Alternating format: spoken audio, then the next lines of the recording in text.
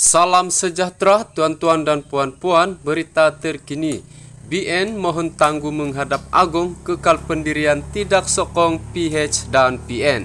Sumber dipetik dari Astro Awani, berita sepenuhnya.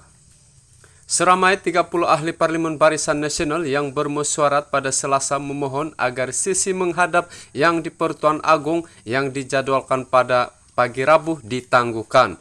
Timbalan Presiden MIC Datuk Seri M. Saravanan berkata, Setiausaha Agung BN sudah mengemukakan permohonan itu selepas diputuskan dalam mesyuarat yang bermula kira-kira pukul 9 malam Selasa.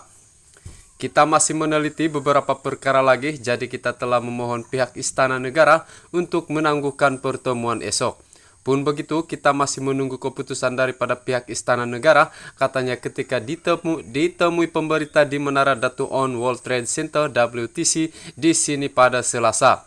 Saravanan yang juga ahli Parlimen Tapa itu berkata, setakat ini BN mengambil pendekatan untuk terus kekal dengan keputusan tidak menyokong mana-mana gabungan sama ada Perikatan Nasional maupun Pakatan Harapan. Perkara yang sama dimaklumkan Timbalan Presiden Parti Bersatu Rakyat Sabah PBRS, Datuk Ate Joseph Kurup. Sementara itu, Setiausaha Agung MCA, Datuk Chong Sin Won berkata, pengurusi BN akan mengeluarkan kenyataan berhubung penangguhan sekiranya dibenarkan oleh Istana Negara. Beliau turut memaklumkan tiada sebarang akuan bersumpah ditandatangani mana-mana ahli Parlimen BN dalam mesyuarat yang berakhir kira-kira pukul 11.30 malam Rabu.